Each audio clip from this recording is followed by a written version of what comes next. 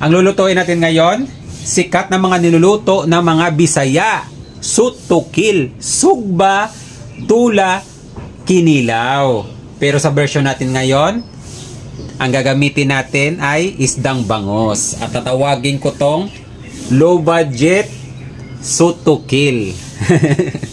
Yan, umpisa na natin. Hihiwain muna natin yung ating bangos sa 3 hiwa. Yung bandang ulo, kakaliskisan natin, saka yung gitna. Pero yung buntot na iiyawin natin, hindi na. Medyo maproseso lang yung pagluluto nito, pero yung kalalabasan, masarap naman. Hihanda muna natin yung ating mga lamas. Naghiwa lang ako ng kalamansi, sibuyas, ganyang kalalaki lang, kamatis din, ganyang kalalaki din. Uunahin na natin gawin yung ating kinilaw. Sadyang matinik talaga yung bangos, pero may diskarte dito para mawala yung kanyang tinik. Hihiwain lang natin yung ating bangos. Susundutin natin na kung nakikita nyo kanina, sinundot ko para matanggal talaga yung pinakagitna na tinik at tinanggal ko yung pinakamatigas na tinik. Kinapa ko din yan kung mayroon pa naiwan, mayroon nga, kaya tinanggal ko at ihiwain natin na ganyang kalalaki lang. Masarap to gawing kinilaw dahil mataba-taba yung bangus belly. At huwag kayong mag-alala dahil hindi to magiging malansa yung ating kinilaw na bangus. Dahil ibababad natin to sa suka sa loob ng 20 minutes. Ilalapat lang natin ng maigi yung ating bangus para mababad talaga siya sa suka. Habang nakababad muna dyan yung ating bangus sa suka, dito naman tayo sa ating iiyawing buntot ng bangus. Asin lang yung nilagay kong pampalasa dahil sa sutukil, napakasimple lang yung mga ingredients. Sa ating tinula naman, sa kumukulong tubig, maglagay lang tayo ng mga lamas, sibuyas, kamatis, asin, pangpalasa. Maglalagay na din ako agad siling pangsigang at ilalagay na natin yung ulo ng bangus. Pakukuluan lang natin muna dyan hanggang maluto at binalikan ko muna yung ating kinilaw. Pipigaan muna natin to, tanggalin natin yung unang suka na binabad natin dito at itatapon natin. Saka natin ibabalik yung ating isda at titimplahan na natin to ng mga lamas katulad ng kamatis, sibuyas para magiging malasa talaga yung ating luya, kakadkarin natin. Saka natin pipigaan ng kalamansi, mga 10 piraso pala ang ginamit ko diyang kalamansi at titimplahan natin ng asin,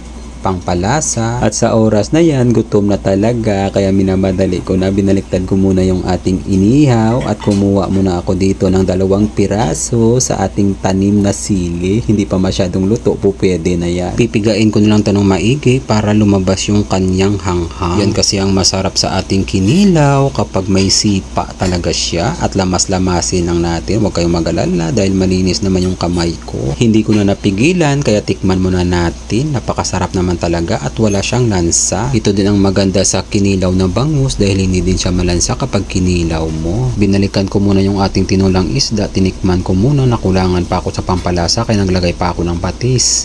Maglalagay din tayo ng okra, pangpasarap at pangpalakas din yan. Pakukuluan lang natin ng saglit yan, luto na yan. At kung umabot ka na dito, maraming salamat sa panonood. Maraming salamat din nga pala sa mga followers natin na palagi nyong panonood. Ganon din sa mga OFW sa palagi nyong panonood. Ingat kayo lagi dyan kung saan bansa man kayo. Maraming salamat din sa mga bagong followers. At kung bago ka pa lang dito sa page natin, welcome na welcome ka dito. At kung umabot ka na sa part na ito, huwag mo namang kalimutan i-share ang video na ito para maraming makapanood at makarelate at i-follow mo na rin ako para lagi kang updated sa mga video ko. Guys, luto na yung ating sutukil, sugba, tula, saka kinilaw at mayroon tayong dessert, hinog na papaya saka mangga. Huwag na natin patatagalin to. God, maraming salamat po sa biyaya na binibigay nyo sa araw-araw. I-bless nyo po yung food na maging silbing lakas sa katawan namin. Amen. Kain tayo mga kakalas. Kain Pinas. Hindi ko muna tinanggal yung ating iniyaw kasi masarap talaga to. Kainin na mainit pa siya. Ganito siya kainit. Yan. Yun. Sabaw muna tayo. Unang higop para sa inyong lahat. Ay, grabe. Napakasarap. Low budget sutukil.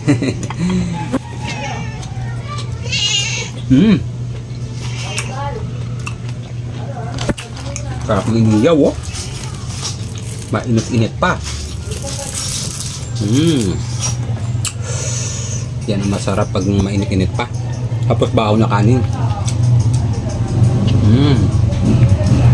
Kinilaw. Sarap ha.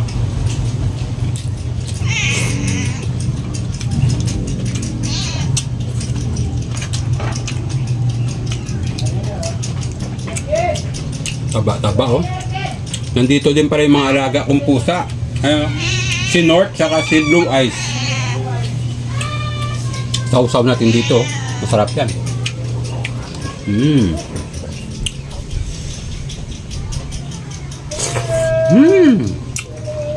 Tapos bahaw.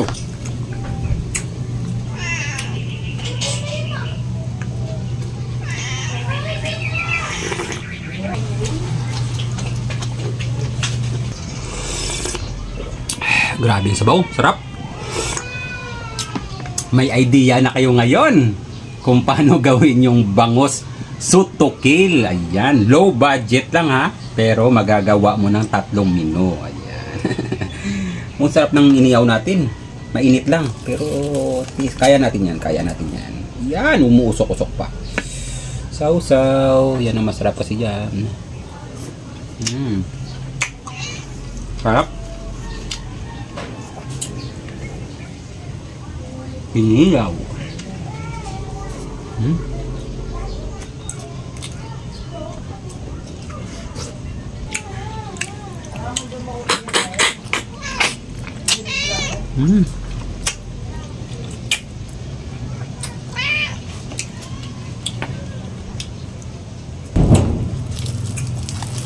Akalain nyo sa isdang bangus makakapagawa tayo ng shoot to kill na sikat na pagkain ng mga Bisaya.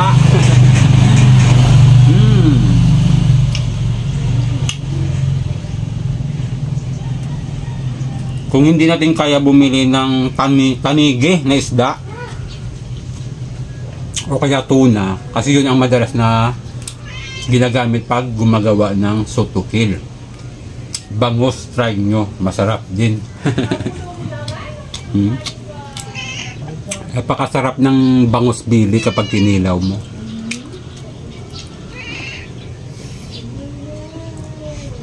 Sarap.